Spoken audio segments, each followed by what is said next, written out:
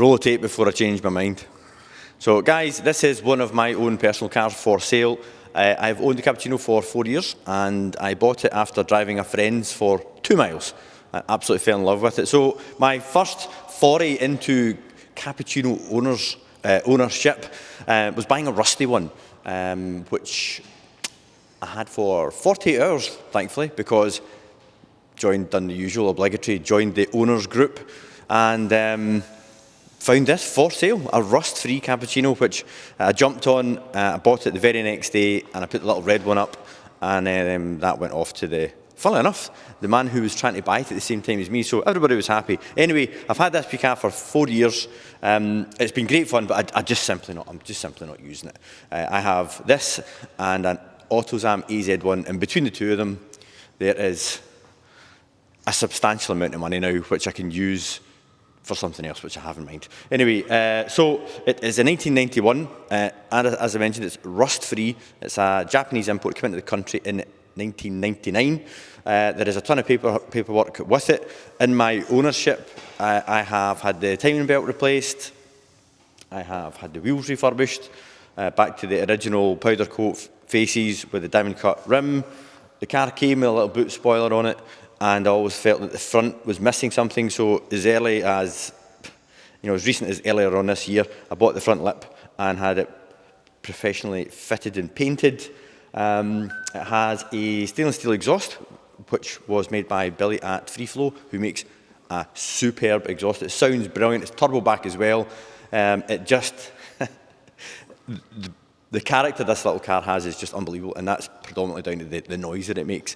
It's also got a nice air intake. Everything is completely reversible, so nothing's been drilled, butchered. If you fancy putting the car back completely to stock, that is entirely possible. And the most recent modification is a set of gas gold adjustable coilovers, one-way adjustable ride height. I do have the original dampers, which are all absolutely fine. If you have spent any time looking at the Cappuccinos, you know you can't get back shockers for them anymore, and the piston covers were perished, so it was only a matter of time before road grit get in there and burst the shockers. So took them off while they were still serviceable and fitted the gas, which I think looks great. It is quite stiff. You can adjust it to your heart's content right enough, but it handles lovely. It sits really nice, and as far as I'm concerned, I now think it looks absolutely perfect. You can go too far with these. You can put big daft side skirts on them and really get carried away, but ultimately I've always been a fan of the OEM +1 look, and I think that's now where this little car is. So over the course of the video, we'll take you around all the bodywork. We'll take the roof off and we'll demonstrate its 3 modes, if you like. So we can have coupe, we can also have a targa, leaving the centre part in the middle, and then we can have a T-bar. T-bar, then a targa. Then a targa, full and then full convertible. I prefer the looks of it as a targa, but it's nicer to drive as a full convertible because it's a bit like a wind tunnel when you leave this up, and also when you put the back screen down, you can really hear the exhaust. It sounds absolutely fantastic. Look at that little rear end. I didn't want to get too carried away with the tailpipe, so we obviously went for a rollback tip. You're correct.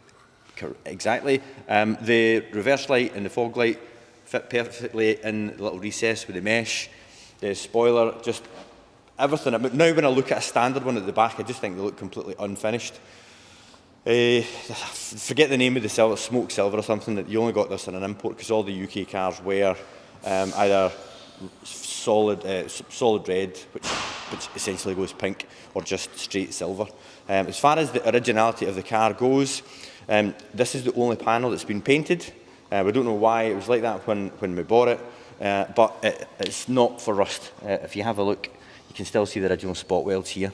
The car is literally dripping in Dinitrol 50.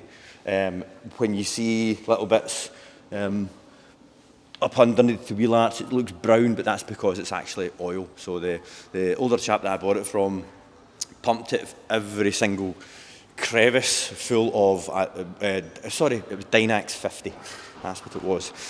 So anyway, we will start with a reverse. We'll start with under the bonnet first of all, because that'll give you an idea of what sort of condition the car's in. Now, we've got a 2-poster ramp, so There will be photographs, because obviously everybody wants to see the underside of it.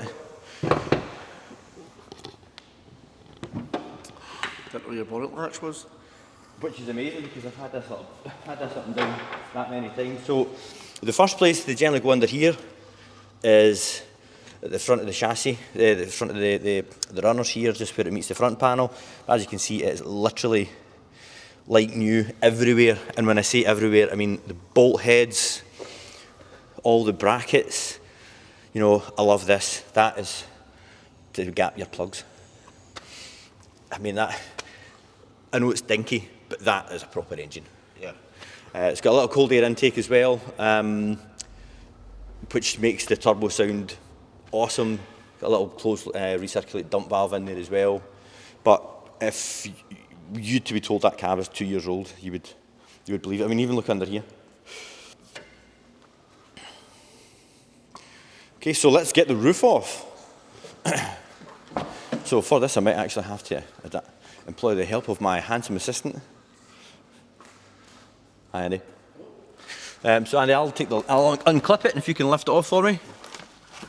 Now, this is normally a one-man job, but because we have the Glen TV microphone, it's a bit difficult. Hi, Andy.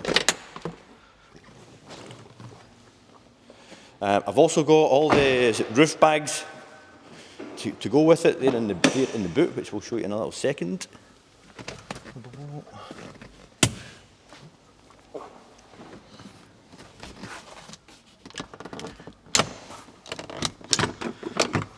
There we go.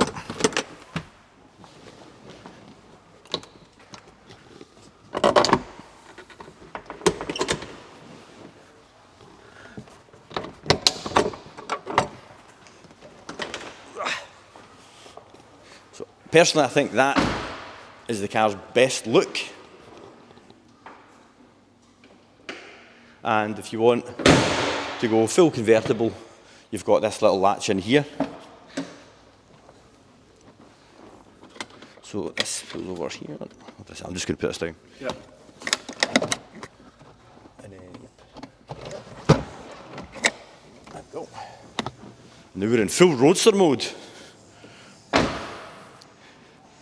Looks, oh, I put the other window down.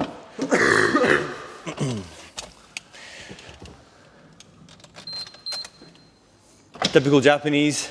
It likes to let you know when the keys are still in it.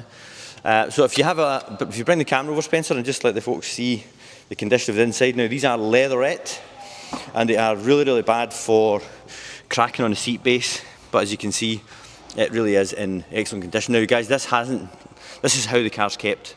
It's not been buffed up for the video or anything. This is how the car's kept on a daily basis. It's got a little boost gauge there as well, which I think looks really paid correct.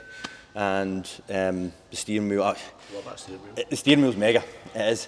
Now, if I had to keep it, I was going to get the steering wheel done in Alcantara, with the Alcantara gator, and this popped out and trimmed in Alcantara as well, but I've got to call it a day, because I literally do stuff to it and then it goes back in next door. Yeah. And I never... It gets dusted more than it gets driven. That's true. That's very true. The gearbox, believe it or not, is 5-speed, and it is a lovely, lovely shift. Let's turn that off. It's a great, I mean, look how direct it is, and it's really, really small in the hand, really tactile, and it's one of those cars where you just change gear for the sake of it. It's got discs all round, it's got front and rear anti-roll bars. You can actually adjust the rear toe as well, so the whole car can be set up, and with a driver in it, the weight distribution is 50-50. As you can see, I have gone full Geek. yeah, as I do with pretty much everything. So let's give it a start and let you hear it. It just idles like a little sewing machine. The exhaust is not too loud at all. It's not even drony. If you take it to the front, Spencer, you were on the way there before I even asked. There we go.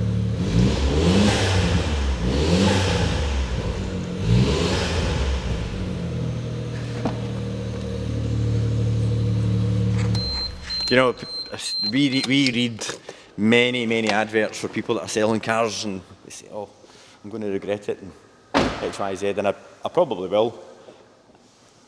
Because once this is gone, the likelihood of getting another one is almost as slim as getting another one of those. But I don't think you'll go back. You'll miss it, but the replacement will keep it. yeah. Is that good memory? Yeah, no, the thing is, there's other cars now. I mean, so I bought this before I had a convertible, so this was my convertible car. Since buying this, I've had 2 Boxsters, and I just always end up in that. My wife loves it. We've been down to Campbelltown in it. I've been to the festival at Unexceptional, which is like 5 hours trip in it twice. I wouldn't say it munches miles, but it's a cool wee car to take anywhere. Between the two, I prefer the drive of this over the AZ1.